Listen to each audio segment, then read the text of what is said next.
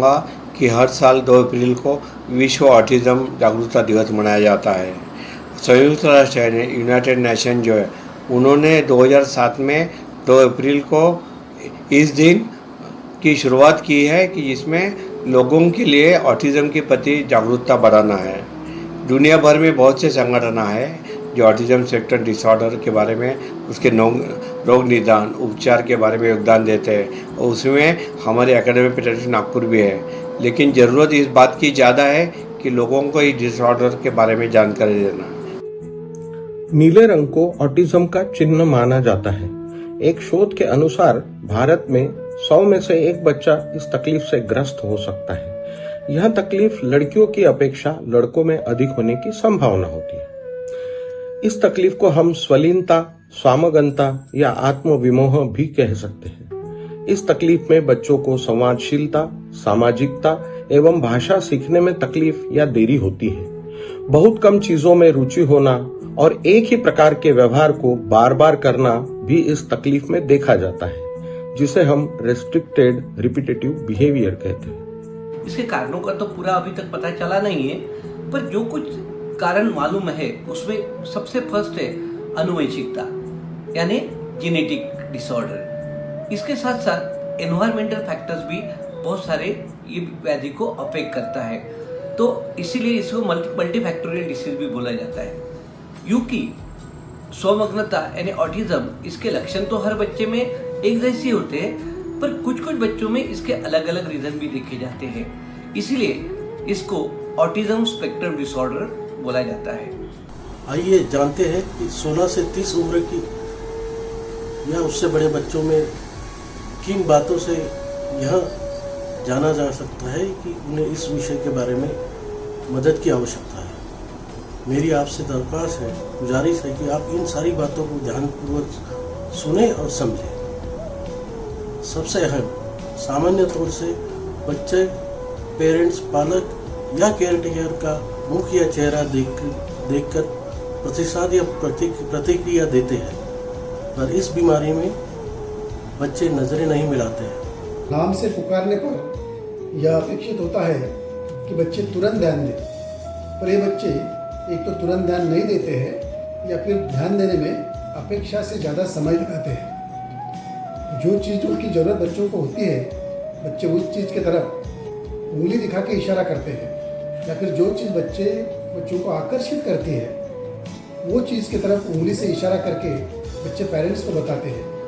इसमें यदि बच्चे ये नहीं कर पाते या देरी लगाते हैं तो ये भी ऑटिज्म की तरफ पॉइंट आउट करती है। हम अक्सर ये देखते हैं कि जब भी बच्चे के आजू बाजू में कुछ हालचाल हो, आना जाना हो, सिचुएशन में कुछ बदलाव हो, तो बच्चा अपेक्षित प्रतिक्रिया देता है।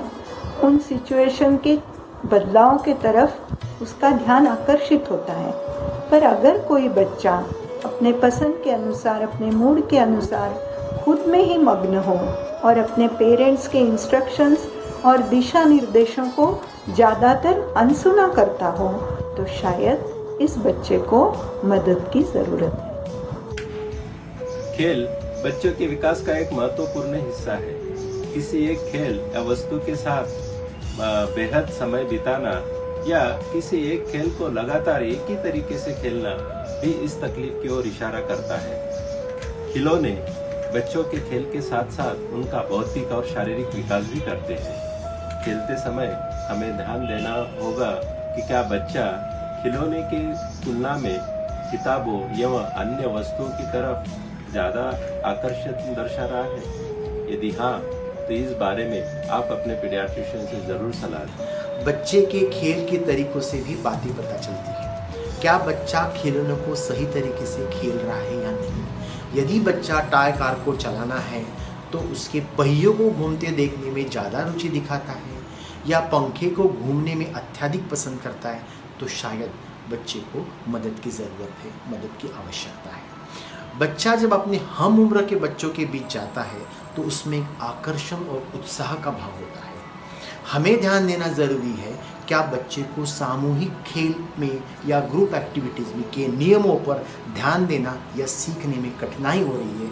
यदि हाँ, तो आप इस बारे में अपने पीडियाट्रिशियन से बात करें। अगर आपके बच्चों में खिलौनों या वस्तु से खेलते वक्त रचनात्मक तरीकों का अभाव होता है या बच्चा अपना खिलौनों अन्य समान आयु वाले बच्चों के साथ शेयर नहीं करना चाहता है, तो ये बच्चे इस तकलीफ के होने की संभावना दर्शाता है। ध्यान दीजिए कि क्या बच्चा हाथ आई वस्तु को शेयरिंग के तौर पर पेरेंट्स का लाकर दिखाता है? क्या बच्चा तारीफ पाने की चाह में पेरेंट्स का ध्यान आकर्षित कर पाता है? यदि नहीं, तो शायद ये बच्चे को मदद की आवश्यकता है। 60 to 90% बच्चों में संवेदनशीलता और उनके संबंधी असामान्यताएं यानी सेंसर प्रोसेसिंग इश्यूज हमको देखे जाते हैं, जैसे कि नियमित तौर पर होने वाली ध्वनियों से सहम जाना या कानों पर हाथ रख देना और इधर उधर दौड़ लगाना, जिनको कि हम अस्वाभाविक रूप से देखते हैं। चोट लगने पर या दर्द होने पर असंवेदनशीलता दर्शाना, और बच्चों में अगर हम समय रहते ध्यान देते हैं हमको जल्दी मदद कर पाते हैं। और जब भी हम पेरेंट्स को बताते हैं कि आपके बच्चों को थोड़े ऑटिज्म के लक्षण दिख रहे हैं, तो पेरेंट्स काफी चिंतित हो जाते हैं। पेरेंट्स ने पॉजिटिव रहना चाहिए। ऑटिस्टिक बच्चों में काफी हद तक इम्प्रूवमेंट आ जाता है। यूं तो बच्चे अलग अलग समय पर हरकत करते ही रहते हैं, लेकिन हमें यह सुनिश्चित करना है कि वह बिना वजह से अपनी किसी शारीरिक गतिविधियां बार बार तो नहीं कर रहे हैं। रिपीटेटिव मूवमेंट्स जैसे कि अपने शरीर का हाथ एक जैसे हिलाते रहना। बच्चों के विकास में यह अपेक्षित होता है कि 2 से 2.5 साल की उम्र तक उसे 2 शब्दों का अर्थपूर्ण छोटा वाक्य बनाते आना चाहिए एवं 3 साल से 3.5 साल की उम्र तक उसे 3 शब्दों का अर्थपूर्ण वाक्य बनाते आना चाहिए। कृपया ध्यान दें एवं उचित निर्णय करें। इस तकलीफ के बच्चों में अनेक क्षमताएं देखी जाती हैं, जैसे कि अच्छी याददाश्त होना, कोई भी बात देख के आसानी से सीख लेना, कुछ विषयों पे अत्यधिक ज्ञान होना, जैसे कुछ दिनचर्या और नियमों का नियमित तौर पे पालन करना।